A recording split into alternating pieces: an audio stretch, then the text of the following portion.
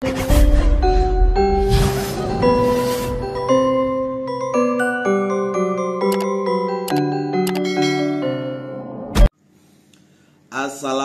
warahmatullahi wabarakatuh. Salam rahayu, sampurasun untuk sedulur Lembuswana Nusantara dimanapun berada ya.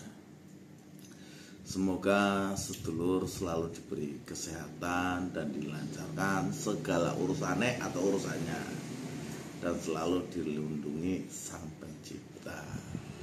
Sendurunge nonton video Inyong atau sebelum menonton video saya, sediakan udut, kopi, biar kalau nonton video saya itu tanek atau tenang gitu. Setelah saya menayuh 2 paku bumi ya, ini ada kisah yang akan saya ceritakan. Lah, 2 paku ini dibikin di zaman Singosari akhir, di zamannya Prabu Kertanegara ya. Kita tahu sendiri Prabu Kertanegara itu pernah menolak untuk tunduk kepada kerajaan Mongolia yang dipimpin oleh Kublai Khan. Sampai salah satu utusannya yang bernama Kanan itu dipotong kupingnya. Lah, setelah itu Prabu Kertanegara itu memperkuat secara pasukan maritim pasukan armada lautnya gitu. Dan paku-paku ini memang ditancapkan di kapal-kapal dari Singosari gitu. Namun sayang, Prabu Kertanegara itu ditaklukkan oleh Prabu Jayakatwang dari Kediri gitu. Malah diserang dulu oleh Kediri sampai akhirnya Prabu Kertanegara pun tumbang dalam penyerangan kerajaan Kediri gitu.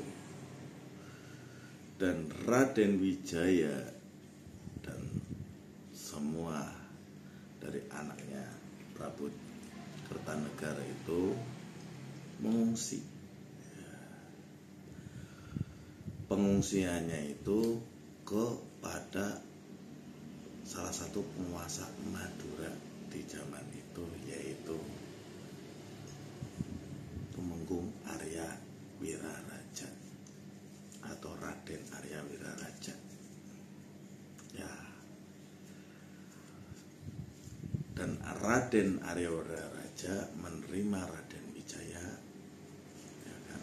Dan semuanya keluarganya itu dengan terbuka.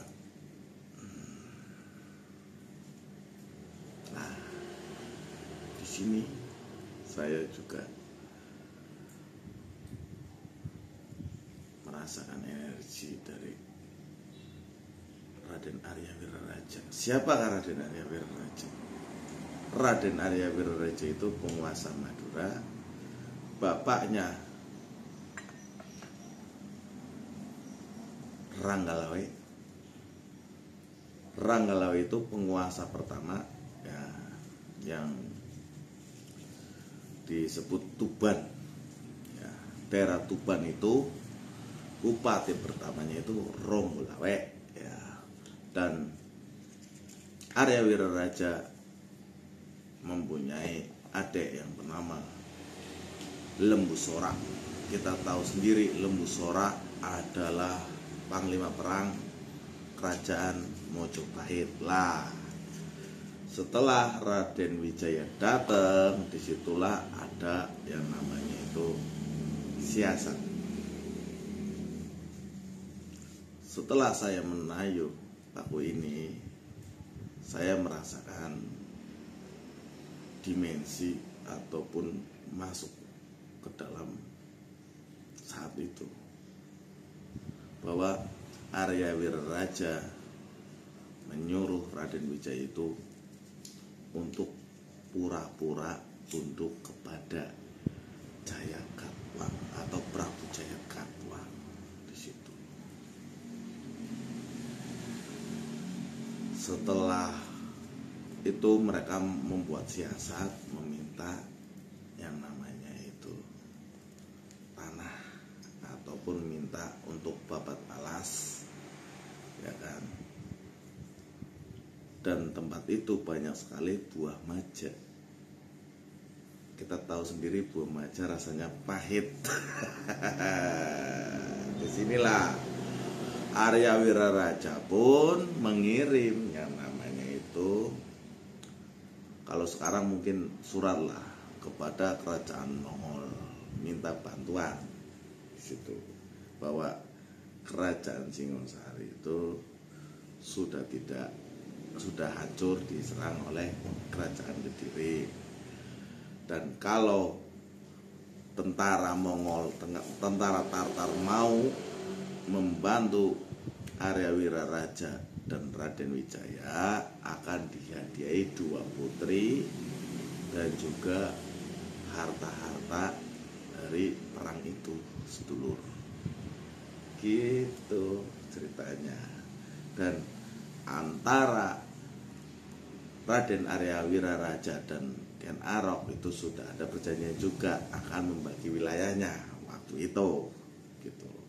Intinya seperti tadi ya, dari isi perjanjiannya. Datanglah Mongol, diseranglah kerajaan Kediri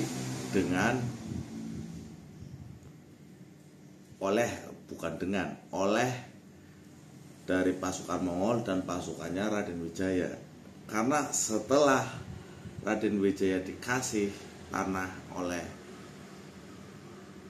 Prabu Jayakatwang, Raden Wijaya dan Arya Wiraraja itu menghimpun kekuatan di situ, ya kan?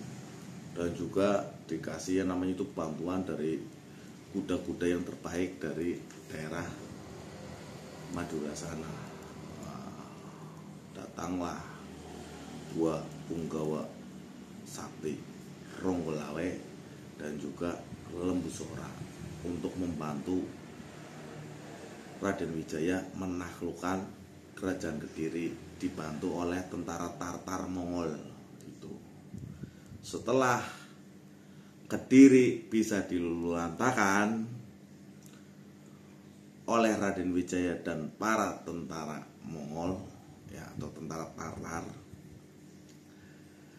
Tentara Tartar minta ini namanya perjanjiannya. Datanglah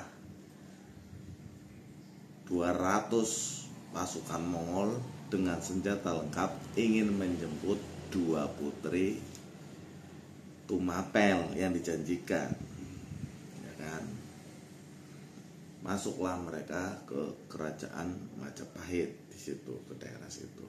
Cuman Raden Wijaya bilang putri-putri Tumapel itu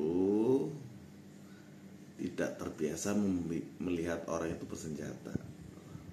Ditaruhlah 200 pasukan itu senjatanya semua dijamu, ya kan.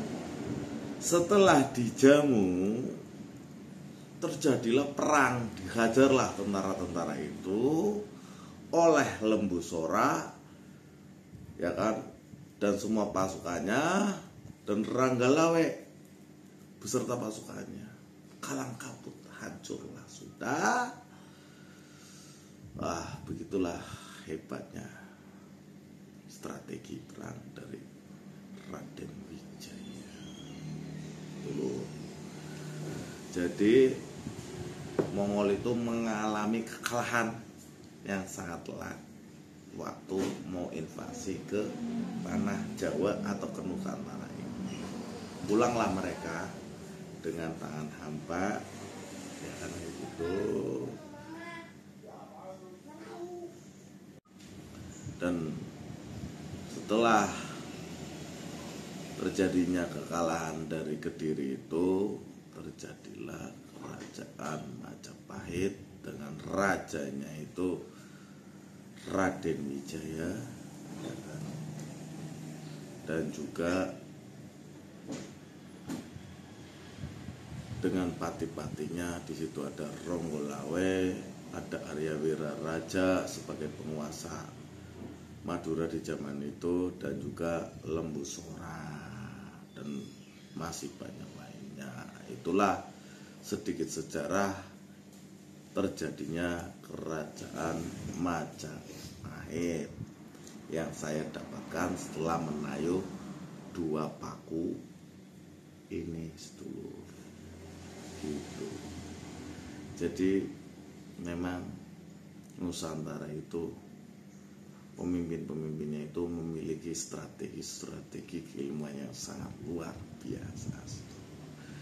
Kita tahu sendiri kerajaan Mongolia itu sudah menaklukkan sampai Eropa, datang ke tanah Jawa ingin mendapatkan yang namanya itu perluasan wilayah, malah dimanfaatkan oleh strategi perangnya Raden Wijaya. Begitu. Semoga apa yang saya sampaikan ini bermanfaat dan bisa menghibur untuk sedulur Lembuswana dimanapun berada. Satu pusaka 1000 cerita. Itulah kenapa saya selalu ingin merawat, ingin menjaga pusaka-pusaka peninggalan leluhur kita. Ya. Kalau ada sumur di ladang, boleh kita menumpang mandi. Kalau sedulur Lembuswana mendoakan Kilandak selalu sehat, pasti saya akan mengupload video lagi. Wabillahi taufiq wal hidayah. Aduh, ngomongin belibet. Wassalamualaikum warahmatullahi wabarakatuh. Salam rahayu.